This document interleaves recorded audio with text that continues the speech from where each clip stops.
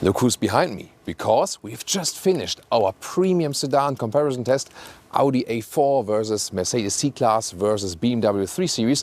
And then I got a call from Italy. It was the Giulia calling me and say like, hey, I've just been facelifted. Please review me and tell me, can I compete with the Germans, or am I even better? We'll find out here with Thomas and Autogefühl in 4K, full screen, full length, with the Alfa Giulia facelift with a beautiful new paint here. It's moonlight grey matte, a matte color, some kind of a light silver, bluish tone, really beautiful. And yeah, you can see the Italian beauty. That's the theme of the Alfa Giulia. Probably the most beautiful car in that segment, is it?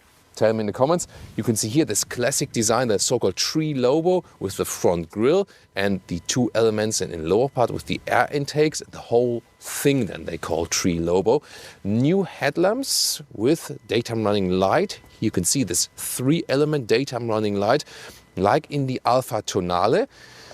New small or compact SUV by Alfa, and this is also a citation of past Alfa models. And the whole headlamp unit is now adaptive matrix LED. Finally they go for that one, and it's also standard equipment, but there's more. The length at 4.64 m or 183 inches, that's a little bit shorter than the competition models. And you can see here blacked out window frames. This is special to the Competizione model, the high trim level here in the facelift compared to Estrema in the US. You can see also the new Competizione badging here. And the black mirror caps, they always come with every Giulia model. Here we also have 19-inch wheels in a beautiful, very open design. We've seen it over the years also with Alfa Romeo, and here also with the contrasting brake calipers in red. Really beautiful. Yeah, beauty is not a problem at all for this vehicle. Also here with the very strong hip area. Technology-wise, either rear-wheel drive or all-wheel drive, then standard in Germany. When you have all-wheel drive model, still a rear-wheel bias in the system. And the Q2 system means this is also a rear differential lock starting from the Veloce model, so you can get out of the corners even better. A timeless design for the rear, very consistent design lines, and new tail lamps here for the facelift, updated design and also transparent covers. So before it had this red tinting, now clear look through the new signature. Very cool. In the lower part, that is like a diffuser style. And is that a case for the Autogefühl fake exhaust police? Well, the rear ones are visible on the inside and this outer tip around. I would say this is not a case where with the Autogefühl fake exhaust police would send someone to jail, but maybe just a little fine. What do you think? Under the hood we have a 2-liter 4-cylinder, 280 horsepower. That means just over 5 seconds in the acceleration figure as all-wheel drive. That is standard in Germany. In the US you can also get the rear-wheel drive version. And then there's also 2.2-liter diesel depending on the market, and the 2.9-liter quadrifoglio version from that V6. There will also be specific updates for that. Coming on later, we'll keep you updated. And in 2026 there will be the new Giulia generation, all electric then, both for the normal and the quadrifoglio version if you stay subscribed. Yes, of course, also until 2026. And forthcoming years, then you also know the new updates right there. The key fob here is a nice beautiful detail, but overall a little too thick for an elegant sporty brand, I would say. Or what do you think? Then the door closing sound, not too bad, but also not superb, something in between, I would actually say. And then here inside of the doors, this seems quite good from the quality. Also here some galvanized parties at the tip of the wing levers, and also a classic control for the side mirrors. That's good and easy to have. Then the interior, you can hear the facelift with the red control stitches, the start-stop button at the steering wheel, cruise control here, everything real buttons. The quality here is also something in between, I would say, but here the big shifting pedals, that's a cool feature, definitely always. As for the seats, you have a base seat, but then also here this sport seat in the higher trims like Veloce or Competizione and Estrema. And this sport seat has some more accentuation, like bigger shoulder bolstering and so on, so they keep you a little bit tighter. Animal skin is a thing at Alfa Romeo. In some European markets you can also get a base seat with fabric and leatherette, but that's about it. Anything else is basically animal skin, so they're a little bit behind the competition in this respect. Here, seating position itself, so far so good. We'll also check out how it is in driving soon. And headroom with 189 or 62, still enough left. You feel a little bit caged in, but it's also a theme because this is supposed to be a sporty vehicle. This vehicle here is about the drive. We're going to drive it very soon. Pro and con in this interior, what I love is the general styling here with a central line and everything clean, screen integrated, and still manual climate control. Con is the infotainment unit, which is super slow, really old school, and look at that, the visualization also, when you take a look inside the map, for example, it looks like there's like a filter on the screen, which makes it less brilliant. It's really weird. And at least you can also have Apple CarPlay and Android Auto integration. That's the only thing you will use with this infotainment system. But there also, look how, not clear the display is. Yeah, but usually you will use this, and that's about it. Let's listen to the Harman Kardon sound system.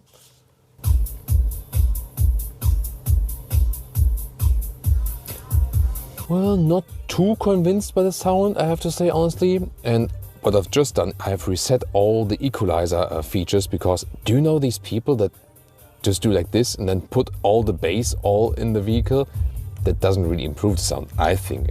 And you see here in the infotainment system, it's really a struggle to reset it again. Let's see here, yeah. So I'll leave it all zeroed out and that's it. Oh, and we have to talk about the rear view camera. Seriously? Come on. Yeah, you can't offer this in a car that is also at 70,000 euros as it stands here. Middle console, USB charger here, adaptive cup holders, enough space, it's really good. And also a proper shifting lever. So I dislike the vehicles which make it all the way flat. A sporty vehicle needs a real shifting lever, even if it's automatic, doesn't it? What do you think? Then here is the lever to activate the stiffer suspension if you have the adaptive suspension, which is here in this top trim model. And here dynamic mode, this would be the neutral mode or the advanced efficiency mode. What I do like is you can still use this control lever here to control the infotainment system while driving. And then we have here this armrest, could be a little bit better attached. When we open it, we have inductive charging right underneath, and that you can also put your smartphone here, then USB-A or USB-C connector. Digital instruments, really beautiful. These are all new 12.3 inch, and look at that here, how they are basically curved in this goggle design, also classic Alfa Romeo element, beautiful. And then here you can see also the facelifted daytime running light as this signature. Then we turn on the engine.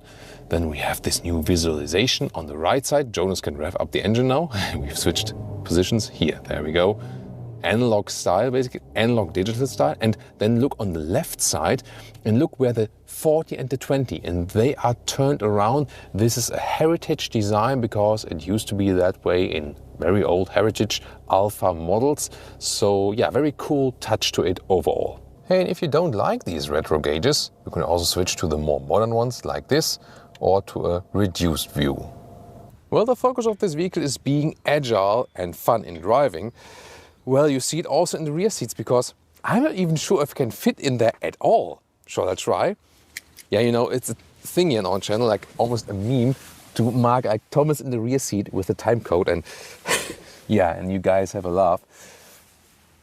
Yeah, that is definitely close with the competition. All the competition models are close in the rear legroom, yes, in this segment, but this is even closer. And also this is a hard pack material at the back, so I have to squeeze myself in here, literally.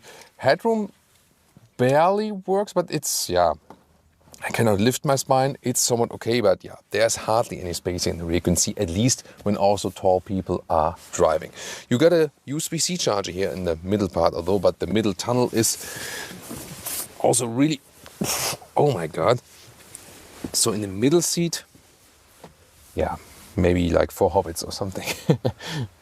With 480 liters, the trunk doesn't sound so small, but it's a little bit less usable than with the competitors. For example, here in the width is less than 1 meter or 40 inches. And also the length is indeed also a little bit less than 1.40 meters. There the competition is a little bit wider and longer.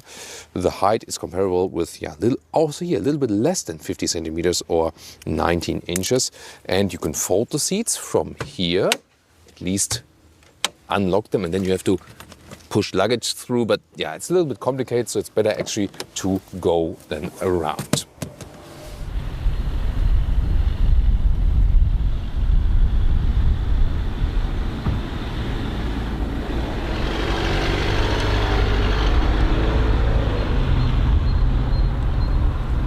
Welcome to Thomas's Driving Lounge with the Alfa Giulia facelift.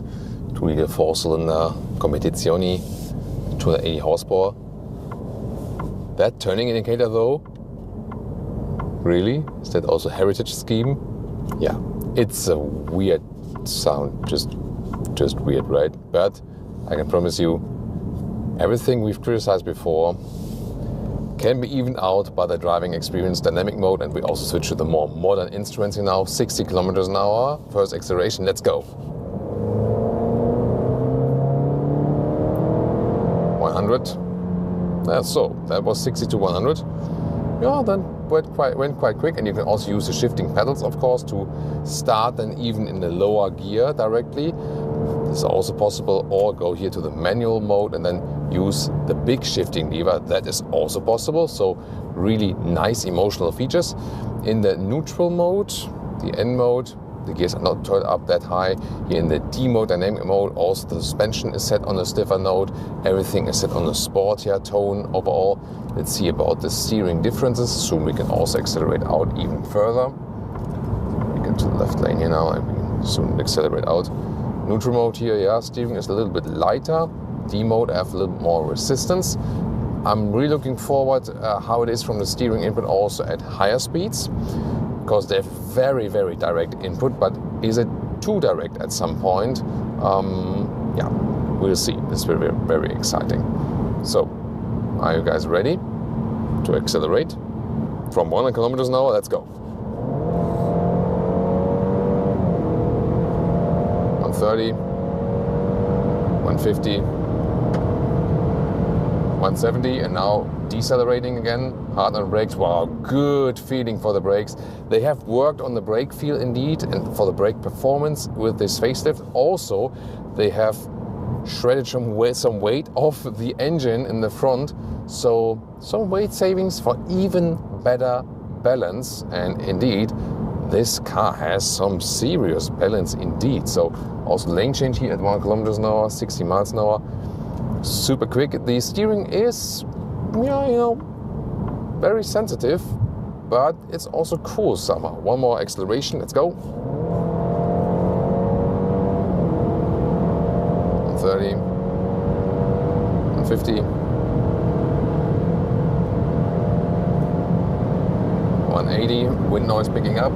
Now it's getting really loud in here. Whoa, at 200 kilometers an hour, here is a lot of wind noise. 125 miles an hour. So yeah, here at 160 or so, the car feels good as well. But at really high speeds, there are a lot of like wind noise that you say like, oh, is something broken? Yeah, but the cool thing about this vehicle is you really feel this awesome balance indeed. So everything feels very well in the proportion and so on. And it feels so light.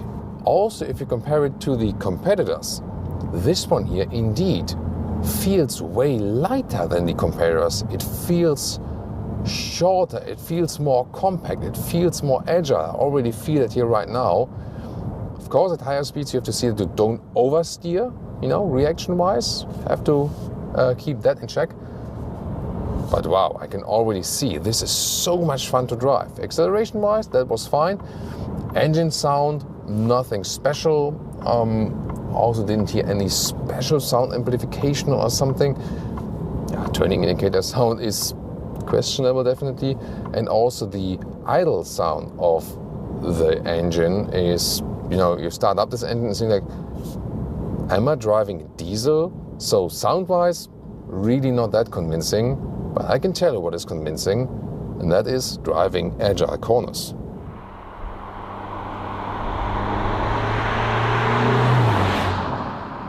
So very interesting indeed. Here this performance gauge shows me when there's rear-wheel drive and when there's all-wheel drive. And even in the full acceleration on that Autobahn part, no front-wheel drive. It's like almost always rear-wheel drive. But what about when I start here in acceleration and basically in cornering, slightly left bend, does then the front wheels do get activated? Yeah, we'll see about that. Let's go.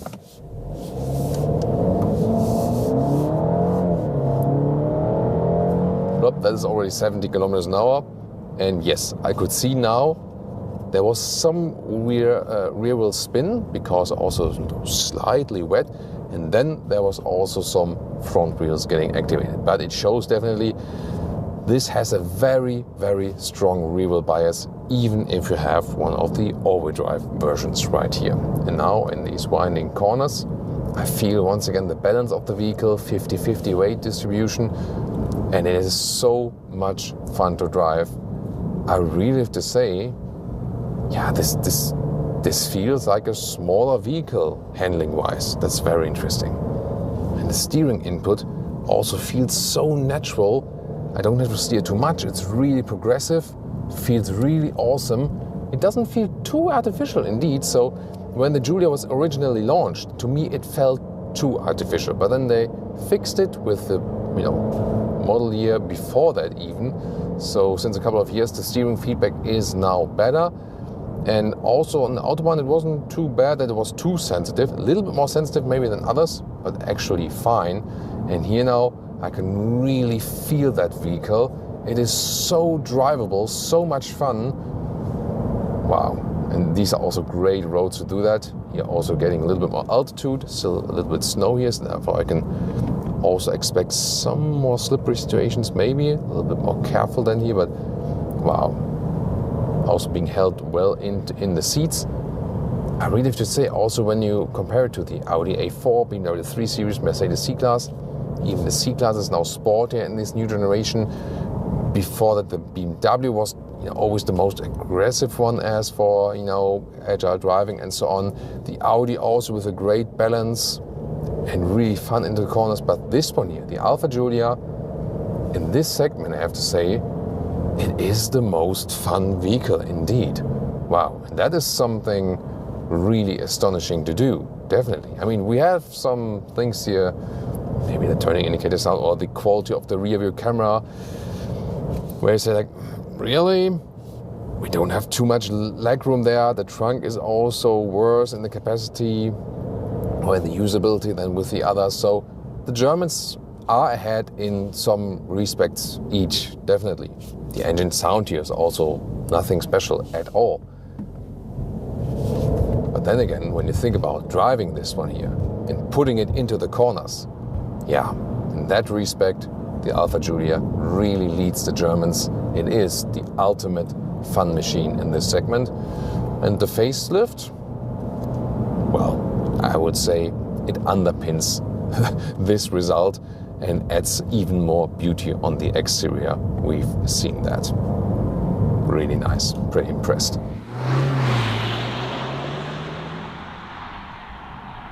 So how good is it in comparison to the competition, the three Germans, Audi A4, BMW 3 Series and Mercedes C-Class? Let's start with the negative things. Fuel consumption is higher than with the competition. Rear view camera, for example, these like this, yeah, definitely worse. So some of the infotainment stuff, definitely, and also less offering of space both in the rear seats and in the trunk. So, but then to the positive aspects, first of all, the driving fun is phenomenal. It is to me the most fun vehicle in this segment here to drive. It's just awesome. You feel connected to the vehicle, you can attack the corners, has such a perfect balance. That's really beautiful. Performance is also there, engine-wise, definitely is somewhat between the other normal and the performance models. Then they have this big step to the quadrifoglio version, for example, but performance-wise, it's fine. Sound-wise from the engine, maybe not the best, but this is really all about the drive. Also, if you think about the steering input, really great, very precise. Could be comparable to the Audi, I would say. The Mercedes now in the new generation also has a good driving feeling, especially in combination with the rear axle steering. I really have to say the BMW falls off as for the steering feeling here in this segment comparison.